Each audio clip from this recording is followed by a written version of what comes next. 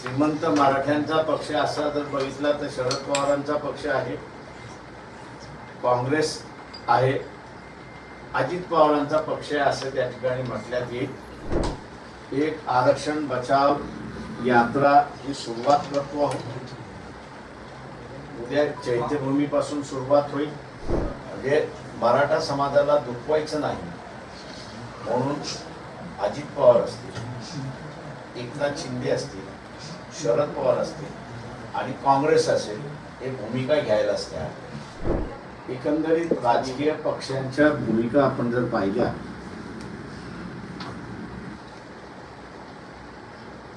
तर राजकीय पक्ष जे आहे हे महत्त्वाच्या प्रश्नावरती भूमिका घेत नाहीत अशी परिस्थिती आहे।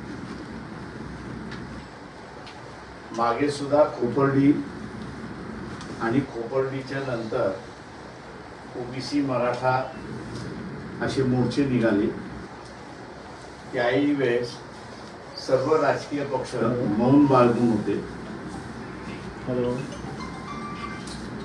त्याच्यानंतर आताही आपल्याला असं दिसतंय की ओबीसी मराठा हे एकमेकांच्या विरोधात उभे राहिलेले आहेत। परिस्थिती अत्यंत वाईट आहे। छगन भुजबळ यांनी मध्यंतरी बोलत असताना की 77 साली जशी नामांतराची परिस्थिती झाली होती तशीच परिस्थिती अनेक महाराष्ट्राच्या जिल्ह्यांमध्ये झाली अशी परिस्थिती आहे। अशा वेळेस मुख्यमंत्र्यांनी सर्वपक्षीय बैठक बोलवली आणि त्यामध्ये प्रत्येक पक्षाकडून भूमिका काय येते आणि कॉमन भूमिका काय येते याचे तपासण्याचा प्रयत्न केला, परंतु मुख्यमंत्र्यासहित आणि सत्ताधारी भारतीय जनता पक्षाबरोबरच काँग्रेस असेल, राष्ट्रवादी असेल, उद्धव ठाकरे सेना असेल या सगळ्या पक्षाने अजिबात भूमिका घेतलेली नाही। उलट बोटचेपी भूमिका घेताना त्या ठिकाणी दिसतात आहे। महाराष्ट्राच्या या स्फोटक परिस्थितीमध्ये एवढंच म्हणावं लागेल की हे पक्ष जनतेचे पक्ष नाहीत, तर हे पक्ष आपापल्या जातीचे पक्ष आहेत आणि आपापल्या जातीच्या बाहेर पडायला तयार नाहीत अशी परिस्थिती आहे। श्रीमंत मराठ्यांचा पक्ष असा जर बघितला तर शरद पवारांचा पक्ष आहे, काँग्रेस आहे, अजित पवारांचा पक्ष आहे असं त्या ठिकाणी म्हटल्यात येईल।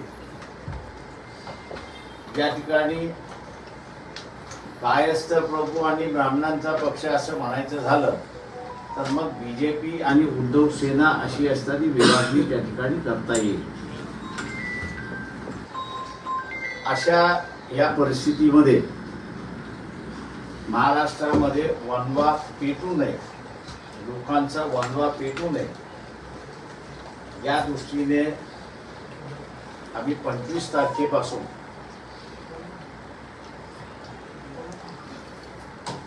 एक आरक्षण बचाव यात्रा ही सुरुवात करतो आहोत, उद्या चैत्यभूमीपासून सुरुवात होईल।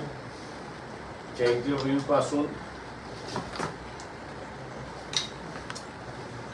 शिवाजी मंदिर जे आहे तिथे असणारं कोतवाल गार्डन आहे, कोतवालांच्या असणाऱ्या स्मरणार्थ त्या ठिकाणी असणारं 2 मिनिटं आम्ही असणारं स्तब्ध राहू आणि त्यानंतर पुढे ती असणारा पुण्याला पुळेवाड्या या ठिकाणी थांबणार आहे, साताऱ्याला नायगाव या ठिकाणी थांबणार आहे आणि मुक्कामाला कोल्हापूरला जाणार आहे। एकंदरीत जे जिल्हे आम्ही कव्हर करणार आहोत ते कोल्हापूर, सांगली, पंढरपूर, सोलापूर, लातूर, त्याच्यानंतर उस्मानाबाद, बीड, परभणी, नांदेड, नांदेड नंतर असणारं यवतमाळ, अमरावती, अकोला, जालना आणि बुलढाणा आणि औरंगाबाद या ठिकाणी आम्ही असणारं 7 किंवा 8 तारखेला आत्ताच्या कार्यक्रमाप्रमाणे आम्ही असणारं 7 तारीख अशी धरली आहे त्याची सांगता करण्याची. औरंगाबादला दुपारी 12 वाजता जाहीर सभा त्याचा असणारा समारोप पावसाने साथ दिली तर 7 तारखेला होईल. एखाद्या दिवशी फारच जोरात पाऊस पडला तर एक दिवस त्याच्यातला वाढू शकतो अशी परिस्थिती आहे. उद्देश आमचा हाच आहे की एका बाजूला ओबीसी हा प्रचंड घाबरलेला आहे आणि विशेष करून मायक्रो ओबीसी जो आहे तो घाबरलेला आहे. मागच्या 12 दिवसामध्ये लहान ओबीसी मधले 9 कार्यकर्त्यांवरती हमला झालेला आहे.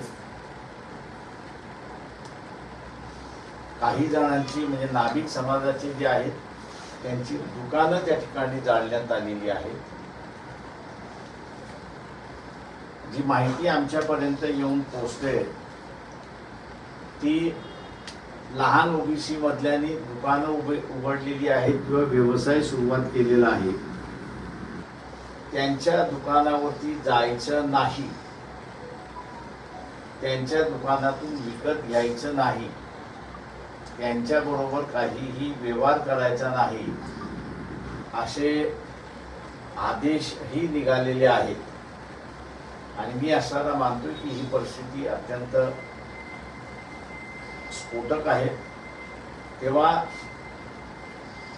या परिस्थितीतून एक शांततेचा मार्ग कसा निघेल.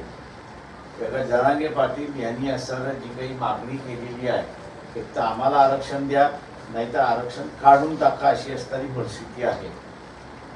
दुसऱ्या बाजूला मागच्या ज्या लोकसभा निवडणुका झाल्या त्या लोकसभेमध्ये 31 कुणबी मराठा समाजाचे आमदार खासदार निवडून गेल्यामुळे आणि मध्यंतरी शरद पवारांचं स्टेटमेंट असं होतं की आम्ही 225 जागा निवडून आणणार, याच्याने परिस्थिती अजूनच भयानक झाली अशी मी त्या ठिकाणी मानतोय.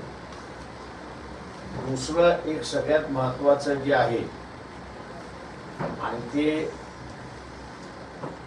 म्हणजे की असा प्रचार केला जातोय की विश्वनाथ प्रताप सिंग यांनी ओबीसीचा आरक्षण तर दिलं, त्यांना ते पार्लमेंटमध्ये त्यावेळेस भारतीय जनता पक्ष आणि काँग्रेस या दोघांनी मांडू दिलं नाही, आम्ही ते हाणून पाडू म्हणून अशी असणारी भूमिका त्यावेळेस घेतली. आणि म्हणून आरक्षणाचा मुद्दा पार्लमेंटमध्ये आश्वासन दिल्यामुळे त्यांनी एका GR मार्फत त्या ठिकाणी काढण्यात आलेला आहे की जो GR चॅलेंज करण्यात आला होता. आरक्षण घटनेशीर आहे की नाही याच्यावरती असणारा इंदिरा साहनीच्या केसमधला डिसिजन आहे. पण गव्हर्नमेंट GR प्रचार असा केला जातोय तो कधीही बदलता येतो, त्याला स्थगिती देता येते आणि वातावरण कशा रीतीने चिघळेल अशीच परिस्थिती त्या ठिकाणी निर्माण केल्या जाते. हा प्रचार आल्यामुळे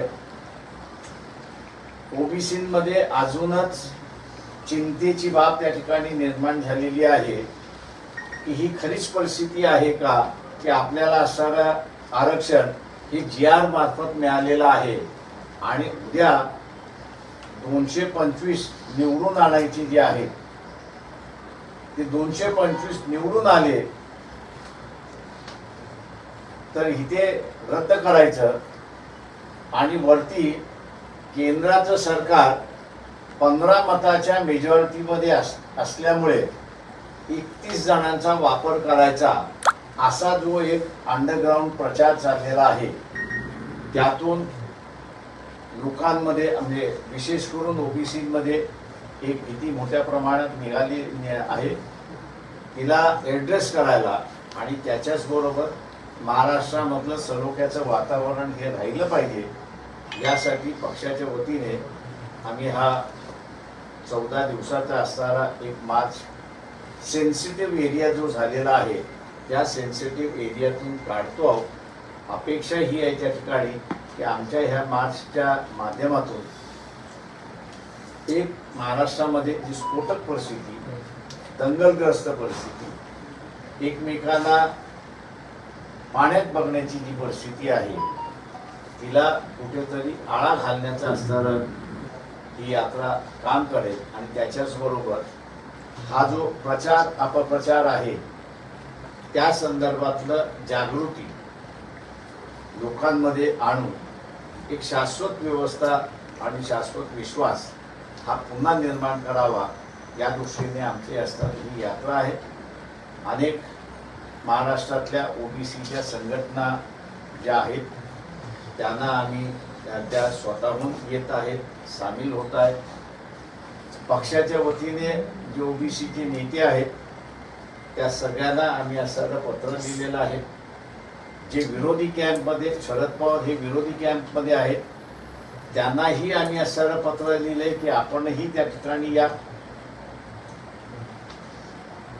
तेव्हा आमचा हेतू हा शांततेचा असणारा एक हेतू आहे, जनजागरणाचा हेतू आहे. त्याला इथले पॉलिटिकल सिस्टम्स सहकार्य करतील असं मी अपेक्षा बाळगतो आणि निवेदन थांबतो. आपण आता विचार. शरद पवारांकडून काही प्रतिक्रिया आली का तुम्हाला? कोणाकडूनच काही प्रतिक्रिया आलेली नाही.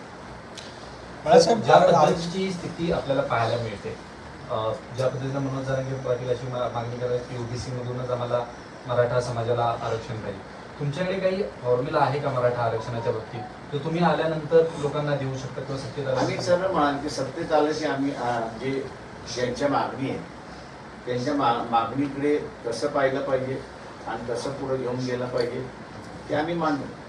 बाळासाहेब, मुळातच आरक्षणाचा जो पेच आहे, ओबीसी म्हणतात की आम्ही आरक्षण देणार नाही आणि जरांगे म्हणतो की आरक्षण घेतल्याशिवाय राहणार नाही. हा सगळ्यात मोठा जो तेढ आहे हा राजकीय आहे. राजकीय लोक याला सगळं खतपाणी घालण्याचं काम करतात. सर्वसामान्य लोकांच्या डोक्यामध्ये हे भरत आहे.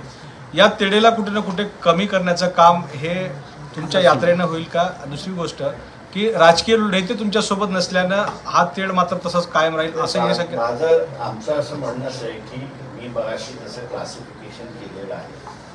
दुर्दैवाने पॉलिटिकल क्लासिफिकेशन 30 त्या ठिकाणी झालेलं आहे. म्हणजे मराठा समाजाला दुखवायचं नाही म्हणून अजित पवार असतील, एकनाथ शिंदे असतील, शरद पवार असतील आणि काँग्रेस असेल हे भूमिका घ्यायला असत्या. दुसऱ्या बाजूला भारतीय जनता पक्ष आणि उद्धव ठाकरे, मी जसं म्हटलं की कायस्थ ब्राह्मण नेतृत्व असल्यामुळे आपण ह्या दोघांना कसं दुखवायचं आणि काय भूमिका घ्यायची. तेव्हा नेतृत्व ज्यावेळेस स्वतःच्या समाजावरती येऊन टिकतं त्यावेळेस सामान्य माणसाला दिशा दाखवणारा कोणीच नाहीये. तुम्हाला लिडरशिप करायची असेल तर पक्ष म्हणून तुमच्या भूमिका काय, लोक मतदान देतील न देतील हा वेगळा भाग आहे, पण पक्षाच्या भूमिका काय त्यात मांडा. द्यायचं की न द्यायची जरांगे पाटील यांची असणारी सरळ सरळ मागणी आहे की मराठा समाजाला ओबीसी समजून आरक्षण द्या. आणि सरळ म्हणतोय की हे शक्य नाहीये, 2 वेळा जाऊन देऊन झालेला आहे, कोर्टाने रिटर्न पाठवलेला आहे. तेव्हा सरळ भूमिका घ्यायला राजकीय पक्ष घाबरतात का हा महत्वाचा भाग आहे. आणि लोकांना मी असं म्हणेन या प्रश्नावरती त्यांनी जर भूमिका घेतल्या नाही तर लोकांनी त्यांच्याबद्दलच्या भूमिका घेतल्या पाहिजेत, हे आवाहन मी करतो. लोकसभा निवडणुकीच्या वेळेस जो काही प्रकार आहे बोगस कुणबी प्रमाणपत्राबाबत सरकारनं काही आकडेवारी तुम्हाला दिली का? तुम्ही ज्या पद्धतीनं सांगताय काही त्याच्या बाबतीत सरकार आम्ही असणाऱ्या शासनाला असं म्हणतोय की मागच्या वर्षभरामध्ये जे आपण 55 लाख कुणबी सर्टिफिकेट दिलेले आहेत असं जे म्हणताय त्यांचा आमचा आर्ग्युमेंट असा आहे त्याच्यामध्ये की कोणी ऑलरेडी ओबीसीच्या यादीमध्ये आहे. आता यादीमध्ये असताना एकतर त्यांना स्वतःला आरक्षण नको असेल म्हणून त्यांनी अप्लाय केला नाही, किंवा तुम्ही जे आता ज्यांना म्हणताय ते वस्तुस्थितीला धरून नाही, खाडाखोड करून केलेला आहे का, असं सगळं पहिल्यांदा बघा, ते रद्द करा आणि ज्यांचा अर्ज येईल की आम्हाला असणारं सर्टिफिकेट द्या त्यांचाच अर्ज तुम्ही असणारा परस्यू करा ही आमची मागणी. बाळासाहेब, सर्वोच्च न्यायालयामध्ये आरक्षण 2 वेळा टिकलं नाही, ही जबाबदारी सरकारची होती, पण पॉलिटिकल डिफरन्सेस तयार करून अजूनही दोन्ही समाजामध्ये तेढ निर्माण करण्याचं काम हे सरकार करतं असं वाटतं तुम्हाला? माझ्या सगळ्यात मोठी मागणी करतात.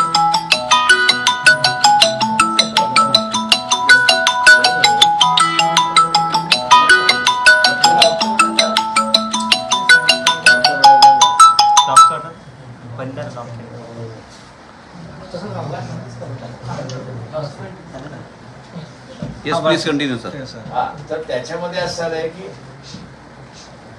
कोर्टामध्ये टिकलं नाही न टिकलं हा वेगळा भाग आहे, पण तुमच्या पक्षाची भूमिका काय इथं मांडा. आरक्षणाच्या संदर्भात किंवा जरांगे पाटील यांची मागणी जी आहे त्या मागणीच्या संदर्भात तुमची भूमिका काय ही पहिल्यांदा स्पष्ट करा. निवडणुकीच्या तोंडावरती यात्रा काढताय, विधानसभेमध्ये वंचित आम्हाला फक्त दोन्ही बाजूने बसणार आहे.